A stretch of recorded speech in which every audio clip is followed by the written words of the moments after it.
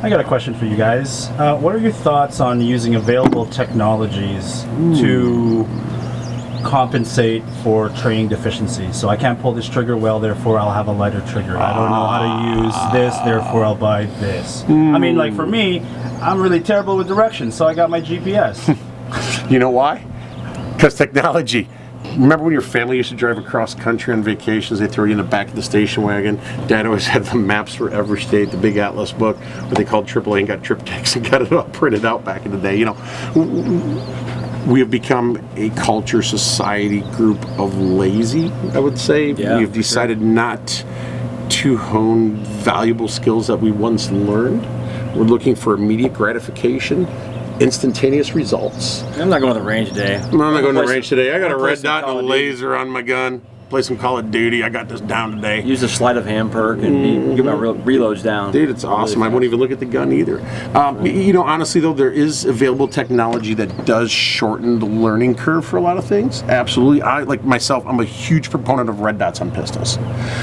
Have been for years. They've been around since, God, you know, shooting games, obviously, you guys have been running them for a long time. You know, the frame-mounted, you know, Seymour sights, everything else that was out. Now we're into smaller, more micro units that mount directly to the slide of the gun, reciprocate with the gun. The technology is catching up leaps and bounds every couple of months. It's amazing.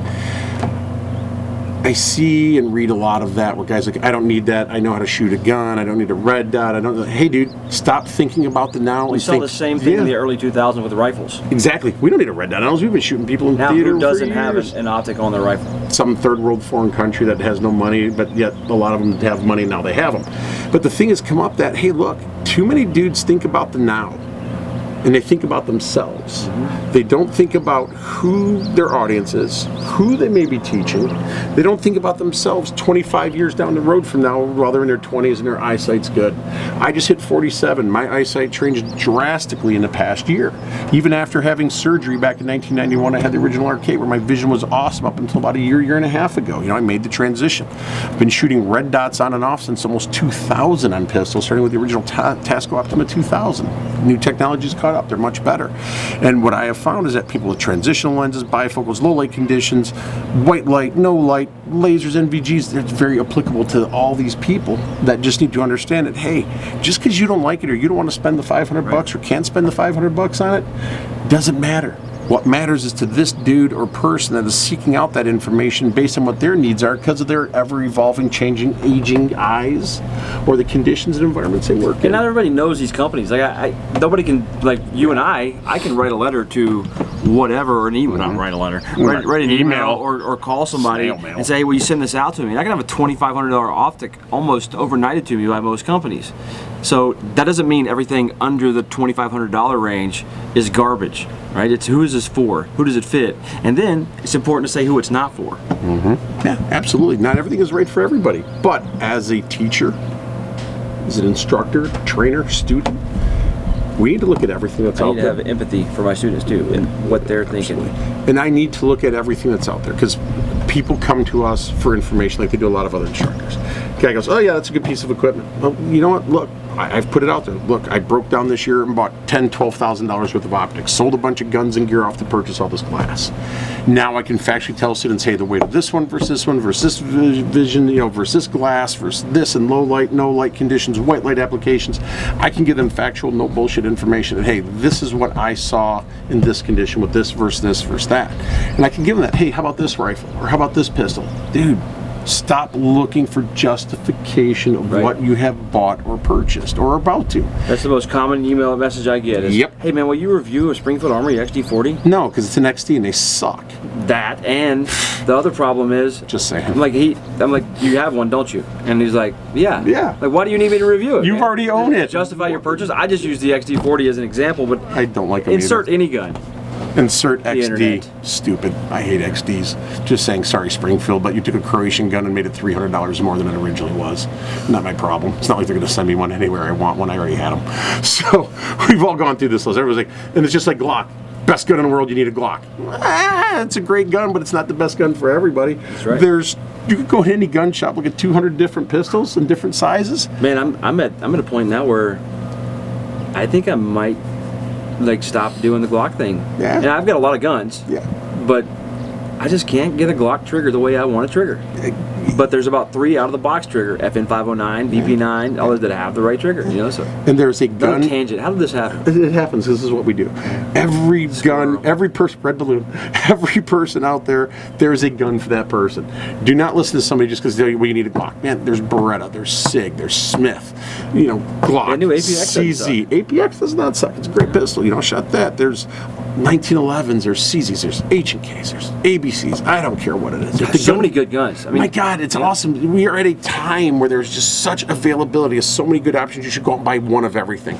Or at least go to your local indoor range, put it in your hand, Shoot one of everything. shoot it, go out and rent them over a week or whatever, shoot the 5 that you like, narrow it down to 3, shoot those, reshoot them, narrow it down to 2, then buy both of them. Who the hell cares?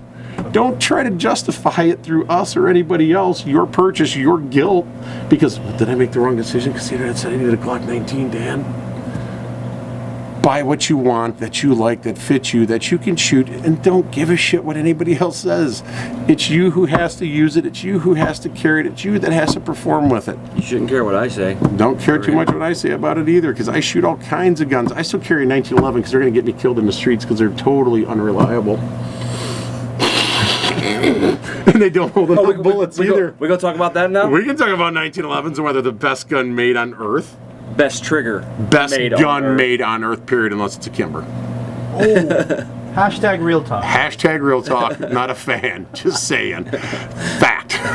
Wow. Thanks for being so real, man. I am. I can say that because one of my buddies was a gunsmith at Kimber for years, and you know he worked and repaired on a lot of stuff. I own Kimbers like everybody else probably did at some point in time. Here's the deal: the micro guns suck. 5-inch guns are pretty damn good. Yeah, and that's what I was gonna say. Yeah. The 3-inch guns, the little They're small horrible. ones, They're stupid. And most, I've never, not just Kimber. The EMP.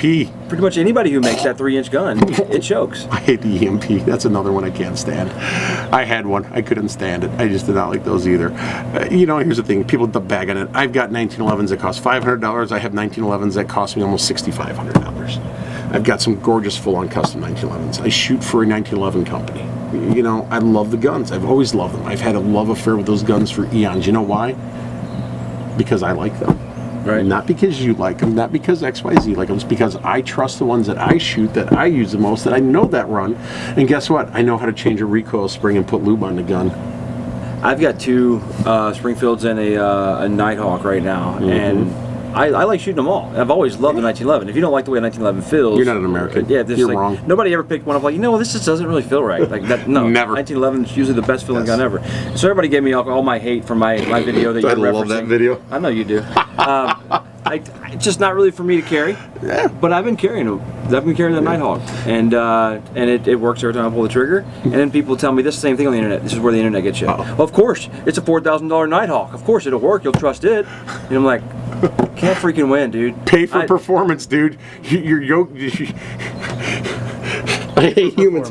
God, pay for performance, My last man. $800 1911 was garbage. Yeah. It didn't run. Yeah, absolutely. I've My had 'em. last $1,600 1911 didn't run. 3 mags and it was choking. Yep. So I mean, you get what you pay for. You absolutely do. And you know what? You should be able to. And here's another fact. I've had a $400 out of the box Glock that did not run. Yes. That had problems. Glock perfection, all 5 generations. What else can you say? Nobody is perfect. Nobody has it. Yep. Something will go wrong if it is mechanical or man-made. I don't care if you're a Ford, GM, Chevy, 1911 Glock, whatever, dude. Something will eventually break on it. Get over it. It is a wear consumable item. And when they someone all tells need you it. they won't, they don't know what they're talking about, or they're lying. Or wait, how about this? I have 7,000 rounds through my gun with no malfunctions whatsoever in the past 6 years. Oh, jeez. I love those Those are too. good. I love those ones too. Those are always a fit. I'm like, that's cool, dog. I shot 5,000 rounds this past week and a half. Tell me more. Yeah. I don't want to hear it. I hate you all. I hate the internet. All these videos.